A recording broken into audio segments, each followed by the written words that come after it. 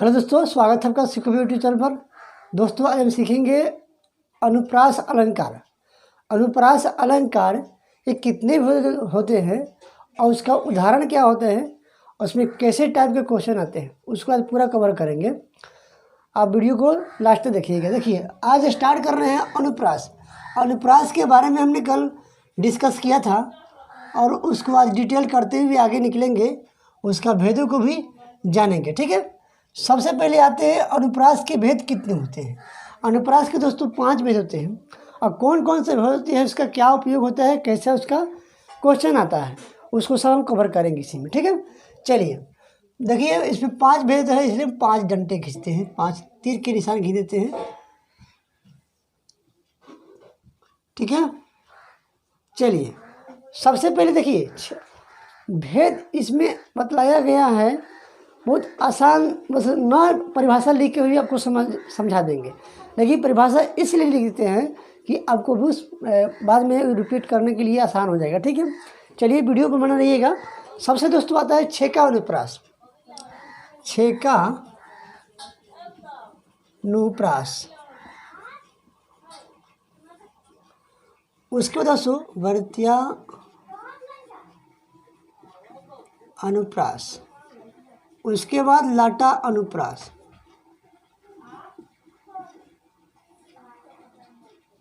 उसके बाद आता है अंत्या अनुप्रास। अंत्या अनुप्रास, अंत्या तो है, ठीक है, अंत्या अनुप्रास। उसके बाद आता है आपका तृतीया अनुप्रास। तृतीया अनुप्रास 5 भेद हैं। ठीक है, 5 भेद अनुप्रास अलंकार का है। इसको अगर समझते हैं बिना डेफिनेशन से तो आपको हम समझा देते हैं। सबसे पहले दोस्तों सबसे पहले ध्यान देंगे हम छेका अनुप्रास कैसे हम पकड़ेंगे कि छेका अनुप्रास है। देखिए छेका अनुप्रास, इसको पकड़ने के लिए वर्ण के 2 बार लगातार आता है। वर्ण जो आता है वाक्य में लगातार 2 बार आता है, उस वाक्य को हम समझेंगे छेका अनुप्रास है। ठीक है, उसी के प्रकार वृत्तीय अनुप्रास में क्या कहते हैं, वृत्तीय अनुप्रास में वर्ण 3 या 3 से अधिक बार आता है, उसको हम समझेंगे वृत्तीय अनुप्रास।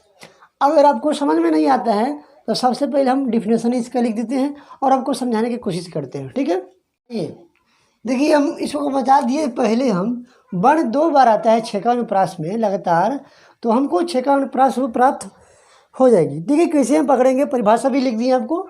देखिए परिभाषा में क्या कहता है, जिस अलंकार में एक ही वर्ण की केवल आवृत्ति 2 बार आता है, क्या बार आता है, 2 बार आता है आवृत्ति, उसको क्या बोलते हैं, छेका अनुप्रास कहते हैं। अब समझिएगा कैसे, जैसे मैं दे दिया है, कानून कठिन भयंकर भारी, घोर घाम हिम बाहर सुखारी।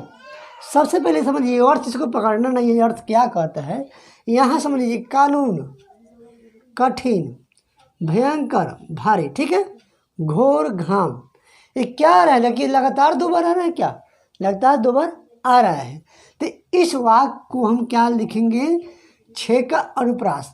देखिए इस वाक्य एग्जाम में कैसे पूछेगा क्वेश्चन, एग्जाम में डीएलएड एग्जाम में कैसे पूछेगा क्वेश्चन इस तरह पूछेगा कि छेका अनुप्रास कौन सा है, या छेका अनुप्रास किसे कहते हैं, किस वाक्य को कहते हैं। 4 ऑप्शन दे देगा, 1 2 3 4, ठीक है, या इसमें से कोई भी 4 को ऑप्शन दे देगा आपको।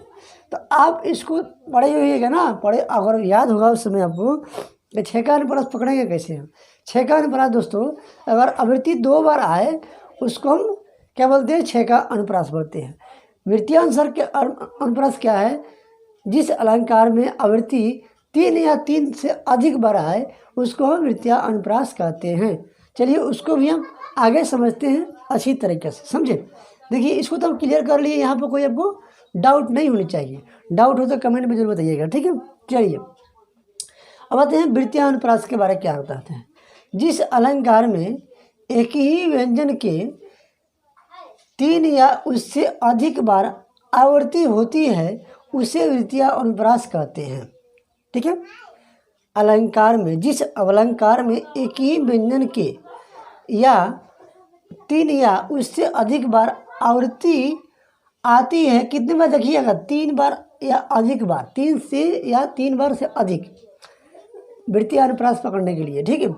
अब जैसे में पकड़िए, घनन घनन घीर, धीर आए बदरा, घनघोर कारी छाई घाटा। इस वाक्य को हम समझना नहीं है, इसका मतलब क्या कहते हैं इसको समझना नहीं है, केवल हमको उसको सेंटेंस पकड़कर, वाक्य पकड़कर हमको वृत्तीय अनुप्रास, छेका अनुप्रास को छँटना है, चुन करना है। ठीक है। उसके बाद देखिए, घनन घनन, घनन घनन घीर धीर, क्या हो रहा है, 3 से अधिक बार आ रहा है, 3 बार भी आ जाएगा तो आप समझ लीजिएगा कि वृत्तीय अनुप्रास यह है। समझ गए। तो यहाँ पर 3 से अधिक बार आ रहा है, तो इस सेंटेंस को क्या करेंगे दोस्तों, हम वृत्तीय अनुप्रास के रूप में हम टिक मार देंगे। ठीक है। चलिए, यहाँ तो कोई डाउट नहीं होनी चाहिए, अगर डाउट हो तो कमेंट में बताइएगा। ठीक है। बहुत अच्छी तरह से समझाएंगे, फिर समझाने की कोशिश करेंगे। इसके बाद दोस्तों आएगा, हम इंग्लिश ग्रामर में पढ़ाएंगे आपको प्रीपोजिशन, इस वीडियो के बाद अगले वीडियो में उसमें आएगा। ठीक है। चलिए, उसके बाद आते हैं हम लाटा अनुप्रास और वृत्तीय अनुप्रास। उसी प्रकार हम परिभाषा लिखते हैं और आपको समझाने की कोशिश करते हैं। बने रहिए वीडियो पर। आइए अब सीखें, हम तक 2 को सीख लिए, छेका अनुप्रास, वृत्तीय अनुप्रास। अब सीखेंगे हम लाटा अनुप्रास और अंत्य अनुप्रास। इसको लिखिएगा और समझिएगा। लाटा अनुप्रास और छेका अनुप्रास हम लोग बढ़िया से आज सीखेंगे। ठीक है। देखिए, लाटा अनुप्रास क्या होता है, किसी उपशब्द या वाक्य की आवृत्ति दूसरी लाइन में उसी रूप में हो, लेकिन दूसरी लाइन में वाक्य का अर्थ बदल जाता है, उसे हम लाटा अनुप्रास कहते हैं। देखिए, समझिएगा, एग्जाम्पल से लिखिएगा। पुत कपुत तो काहे धन संचय, पुत सपुत तो काहे धन संचय। इसका देखिए, पुत कपूत, कपूत माने होता है दोस्तों, कपूत माने होता है कपूत पुत। ठीक है। कपूत, कपूत का मतलब होता है खराब, खराब पुत्र या बेटा। ठीक है। और सपूत पुत का मतलब होता है अच्छा पुत्र या बेटा। अब अर्थ में कह रहा है कि पुत का पुत तो काहे धन संचय, मतलब अगर खराब बेटा हो, पुत्र हो, तो उसके लिए धन संचय क्यों करें हम, क्योंकि तो जितना भी धन संचय करेंगे, धन एकत्रित करेंगे, उसको उड़ा देगा, किसी बहाने ख़त्म कर देगा धन को। फिर दूसरे लाइन में क्या कह रहा है, पुत का सपुत तो काहे धन संचय। इसका मतलब होता है, अगर पुत कपूत तो काहे धन संचय। देखिए, कह रहा है इस शब्द, इस वाक्य का मतलब कि अगर पुत्र समझदार हो तो खुद अपने आप धन संचय कर लेगा, धन इकट्ठा कर लेगा। इस दोनों वाक्य का अर्थ होता है, अगर पुत्र खराब हो तो उसके लिए धन हमको इकट्ठा नहीं करना है। दूसरी लाइन में कह रहा है, अगर पुत्र सही हो तो वह तो धन अपने आप इकट्ठा कर लेगा। ठीक है।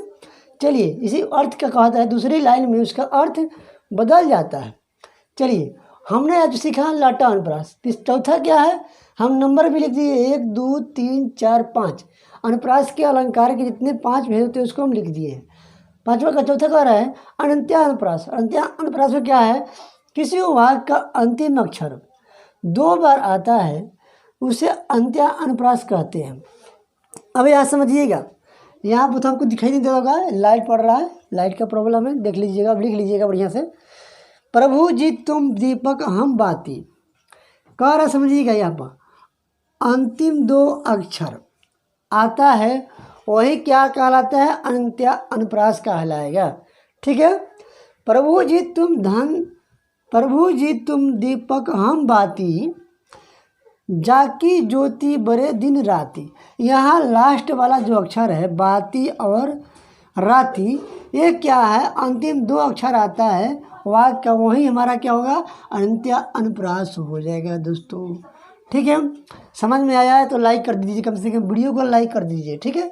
चलिए लास्ट क्या है, तृतीय अनुप्रास को समझते हैं और लिखते हैं, बताते हैं। ठीक है, देखिए आइए तृतीय अनुप्रास को समझते हैं बढ़िया से। बहुत आसान है, इसको समझना बहुत कठिन काम नहीं है, बहुत आसान है। ठीक है, देखिए यहाँ पर एक ही वर्ण के कई व्यंजन एक साथ प्रयोग होता है, उसे क्या बोलते हैं, तृतीय अनुप्रास बोलते हैं। समझे, देखिए जैसे में समझिए, ठोकर, डमरू, टिमकी, ढोलक। तो इसमें क्या होता है, ट ठ मन जो आता है ना, ट ठ ड वाला, इसी में से जो आता है वो आया है ट ठ ड ट ढ। तो इस जिस तृतीय अनुप्रास का मतलब होता है जिस वर्ण में लगातार वर्ड निकाला जाए, उसमें से लगातार लिख दिया जाए, उसको हम तृतीय अनुप्रास बोलते हैं। ठीक है, यहाँ समझ लीजिएगा, लगातार उसमें से जैसे एक बार लिखी बात है। एग्जाम्पल में दूसरा लिखिएगा, दीदी तेरा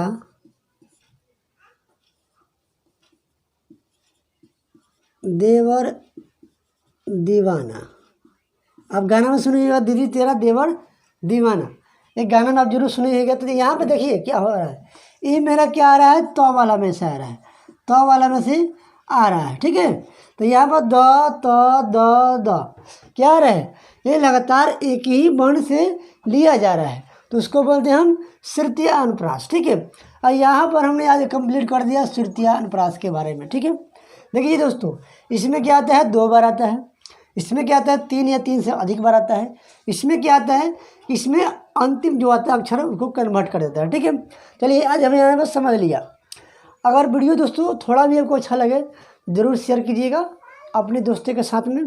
अगर नए हो चैनल पर सब्सक्राइब जरूर कीजिएगा। ठीक है, आज के लिए दोस्तों इतना ही, फिर कल मिलते हैं एक नए सेशन के साथ में।